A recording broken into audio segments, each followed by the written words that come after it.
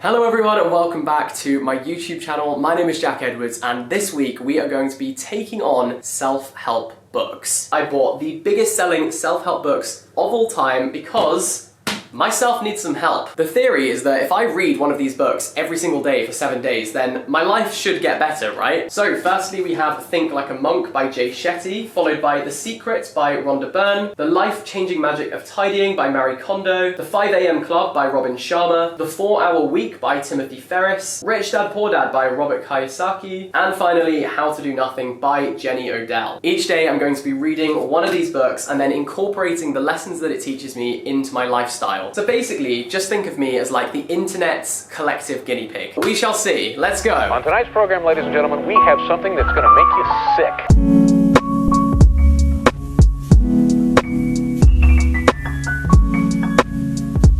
Before we get started today, there is one other way that you can start to direct your own journey through self-help, and that is by joining Skillshare, who have very, very kindly sponsored today's video. If you are creative and or curious, then there are hundreds of Skillshare courses available to you. For example, I've been taking this class called Simple Productivity: How to Accomplish More with Less by self-help author Greg McKeown. So this is the perfect alternative to reading self-help books. Right now is the perfect time to start investing in yourself and your future growth. And you know what? I'm gonna help you do just that, because the first 1,000 people who click the link in the description box down below will get a free trial of Skillshare Premium. You're welcome, you lucky sausage. It's the perfect platform for both learning new skills and improving the ones that you already have. So, what are you waiting for? Click the link. The first book of many that I'm going to be reading this week is quite a controversial one, and that is Think Like a Monk by Shetty. This claims that it will train my mind for peace and purpose every day. Because I've heard such mixed reviews about this, it makes me want to read it even more, because I am nosy. So I'm going to get started and I'll let you know what I think and whether what I think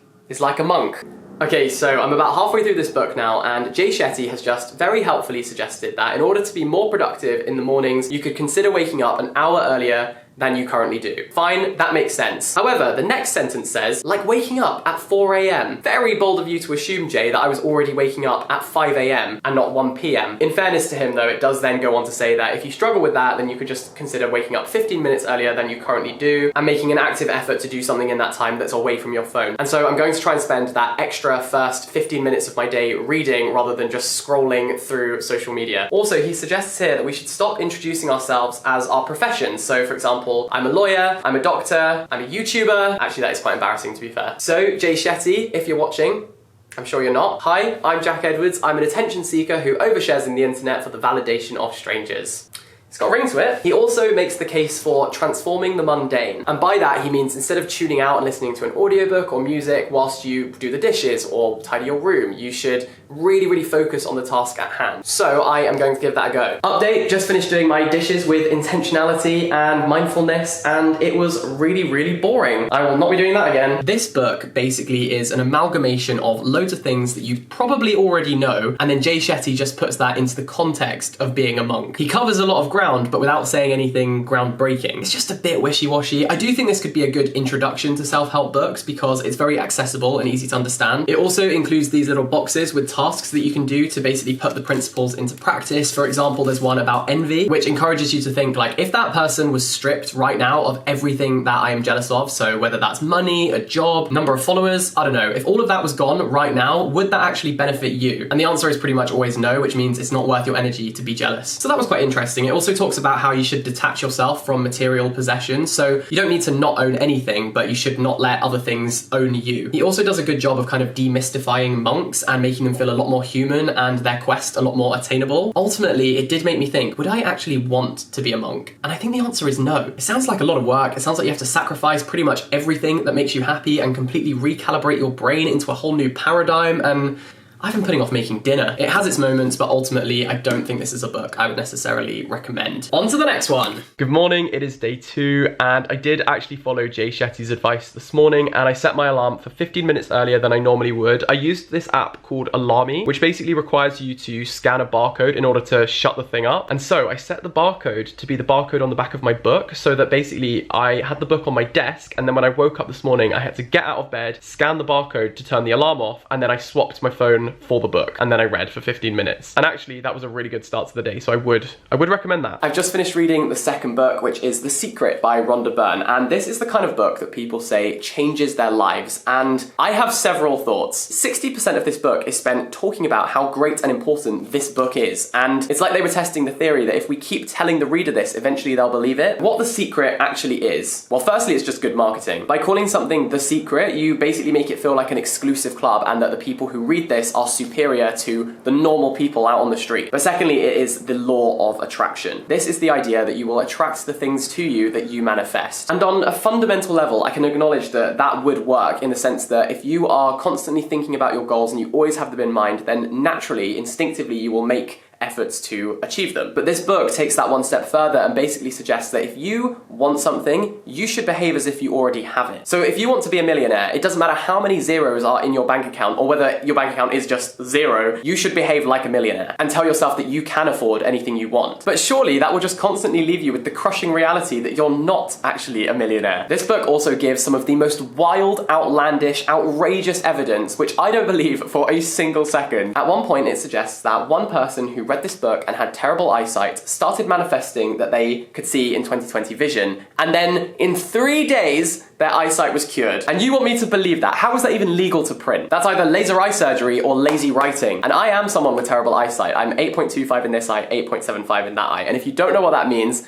you're lucky. I obviously have contact lenses in right now, but for the next few days I'm going to manifest having 20/20 vision and we'll see what happens. It's officially been 3 days and I'm cured. I can't believe I've been wearing these things since I was 3 years old when I could have just manifested perfect vision in 3 days. Forget Specsavers, should have gone to Rhonda Byrne. I just went from 3 blind mice to Stuart Little. Thank you, Rhonda, you legend. By the way, that's a joke, still can't see shit. And whoever told Rhonda Byrne that her book cured their vision lied to her several times. Ultimately, if you behave in the way that this book encourages you to behave, you will just be a bit of a dick because it will make you feel so entitled to success when actually life is incredibly complex and things happen unexpectedly that aren't because you're a terrible person, it's just because life gets in the way. This book will just make you delusional and it is so full of its own self-importance that it is just horrible to read. By the way, I don't want you to think that I'm anti-manifestation because I'm not. It's just this book literally claims at one point that someone manifested curing their cancer and it worked. And I just think it's disgusting to even make claims like that. But on a much less extreme level, I'm going to test the theory and I'm going to go for a run and I'm going to tell myself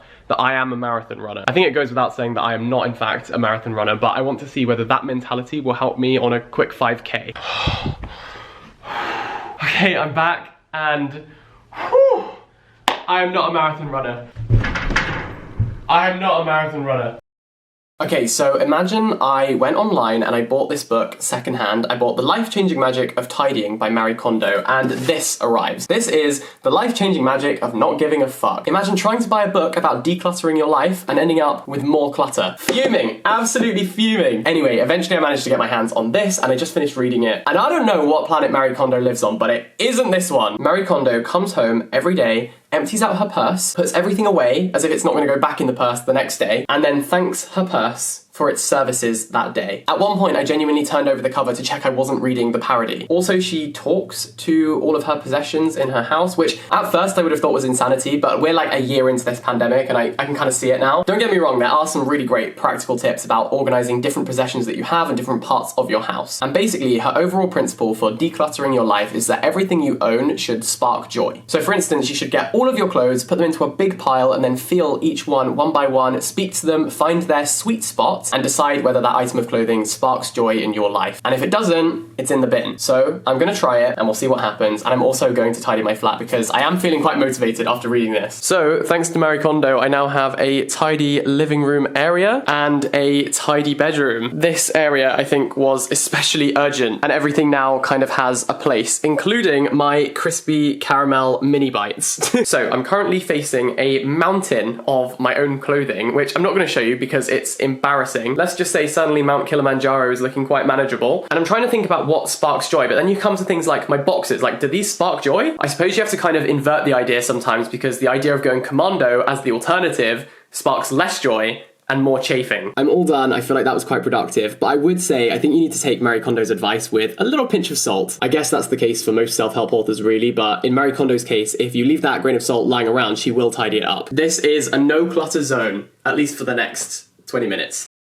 The next book is one that I was massively putting off, and that is the 5 a.m. Club. The reason I've been putting this one off is that I don't want to wake up at 5 a.m. No part of that is appealing to me. 5 a.m. sounds great in the summer, but right now it is the middle of the winter and it is dark until 7. So what the hell am I going to do at 5? Also, one of the main benefits of waking up at 5 a.m. is that you're awake before anyone else, but I live alone. There's no one else here to distract me anyway. That being said, this book was actually quite fascinating to read, and that's because it's a self-help book, but it's written as fiction. So it follows these two pretty dull characters, to be honest, and they go to a convention where they meet a man who whisks them off to a desert island, which, by the way, that is one way you could convince me to wake up at 5 a.m. with ease. And he basically teaches them the life-changing principles of the 5 a.m. Club. Very little of value is actually said until page 206, and that's where we find out about the 20-20-20 formula. Nothing to do with the year 2020, because we are not reliving that. So essentially, when you wake up at 5 a.m, for the first 20 minutes, you should move. So you should do some exercise that makes you sweat. From 5:20 to 5:40, you should reflect. So that could be journaling, planning, contemplating, meditating. Then from 5:40 to 6, you grow. So that could be reading a book, listening to a podcast, etc. So that's actually quite useful, and I'm actually going to try and do that tomorrow morning. And that period of time is referred to as the victory hour. I did have plenty of reservations about a self-help book that is written in the style of fiction, but actually is really memorable because I can think of every step that those characters took because it's a linear narrative. So I actually think I took more in from this book than, say, Think Like a Monk, which is just firing existential questions at you every other page. But equally, this book is about 300 pages, and the actual useful content could be condensed down to about 30 or 40. But then it does stick in your head. I'm very conflicted about this book. And so tomorrow, thanks to you, I'm going to be setting my alarm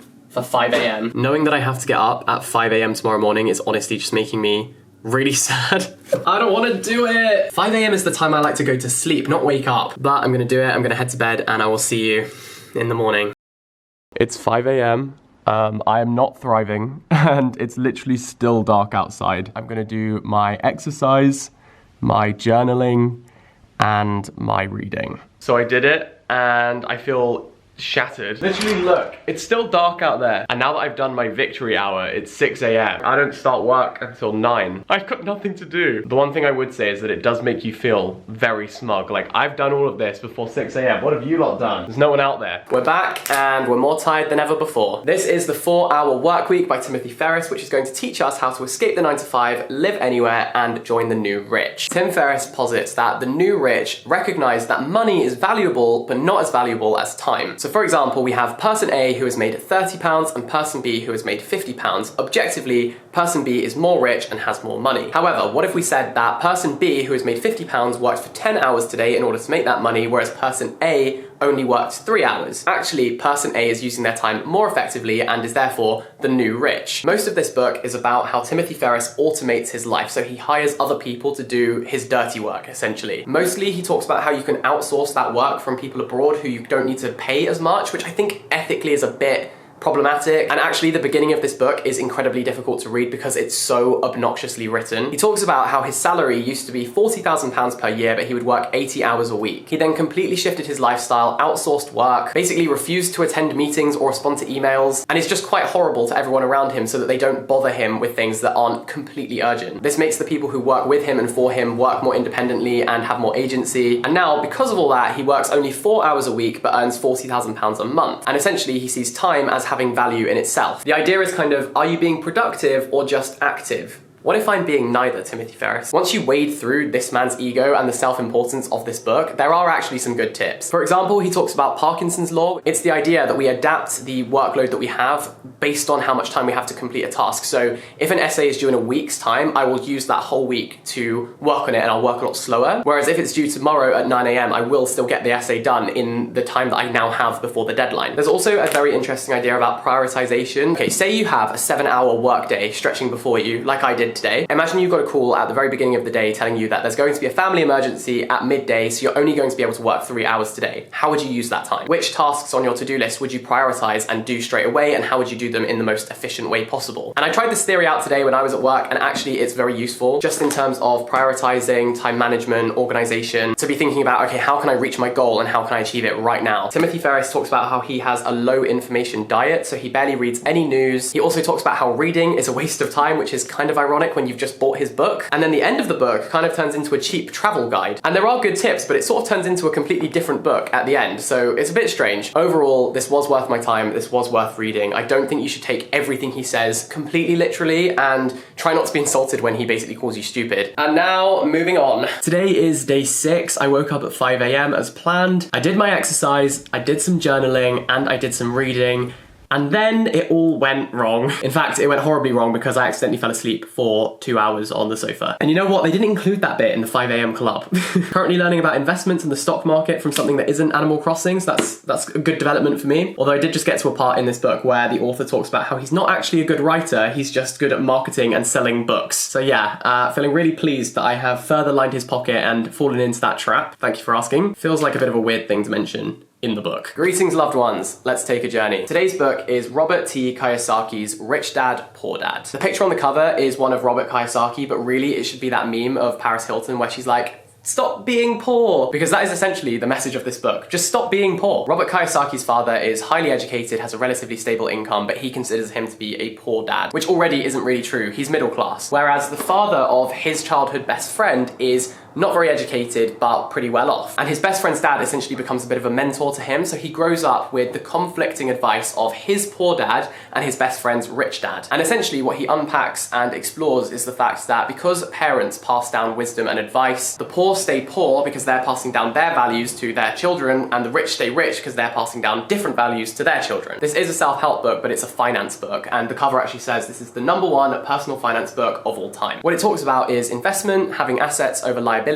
and also kind of how to avoid tax. I would say this is just okay. Although there are some good practical tips about investment and that kind of thing, they're not really practical tips that I can do in this video because we don't have the time or the funds for investment. So that's that on that, and now we have one book. One book left to go. And that book is this one. This is called How to Do Nothing, and this is by Jenny Odell, and that sounds like my kind of book. Not because I don't know how to do nothing, but because I want someone to validate that doing nothing is a good thing. So this is about resisting the attention economy, and I'm very intrigued to read this one.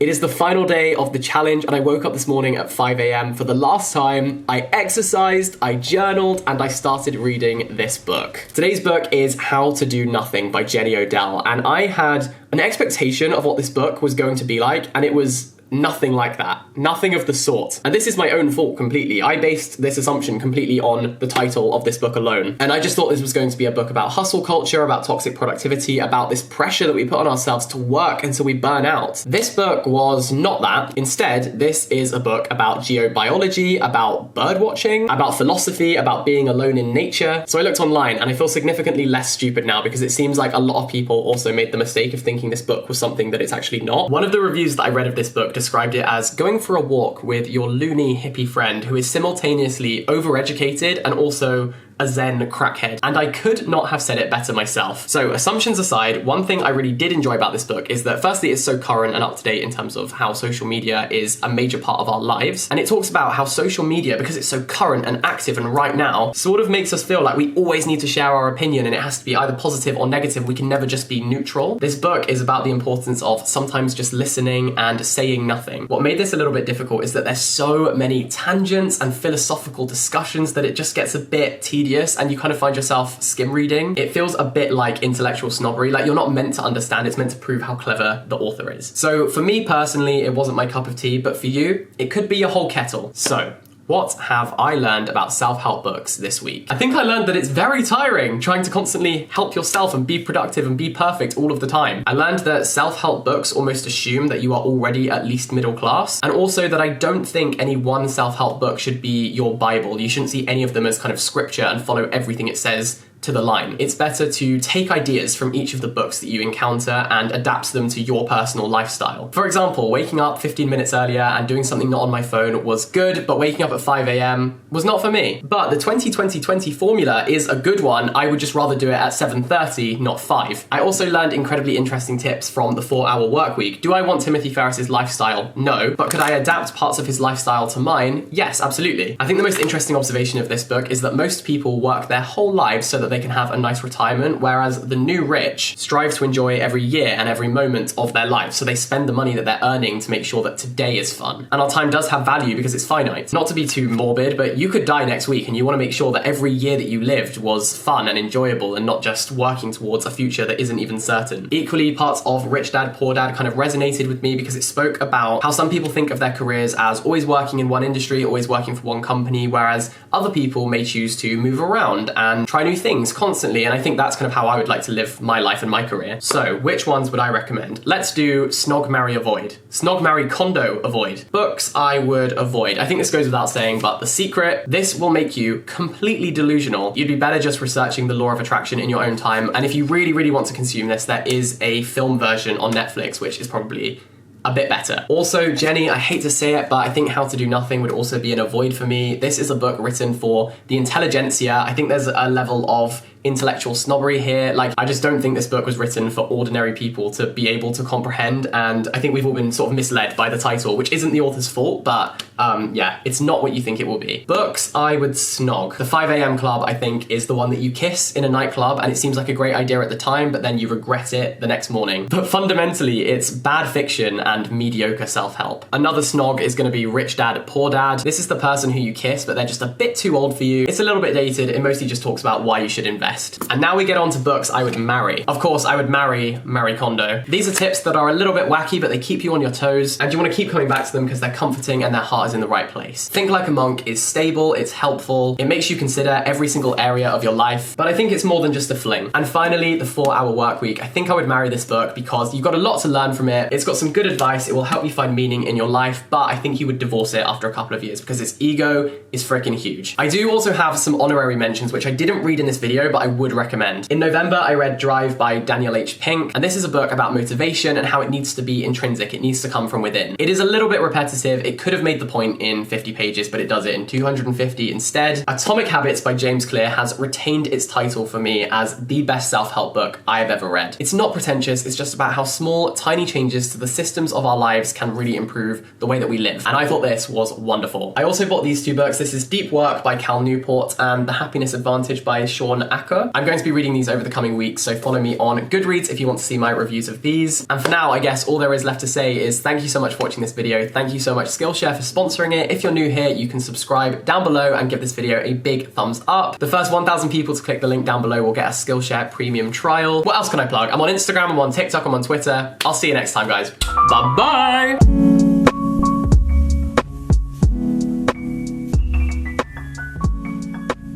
In case I don't see ya, good afternoon, good evening, and good night.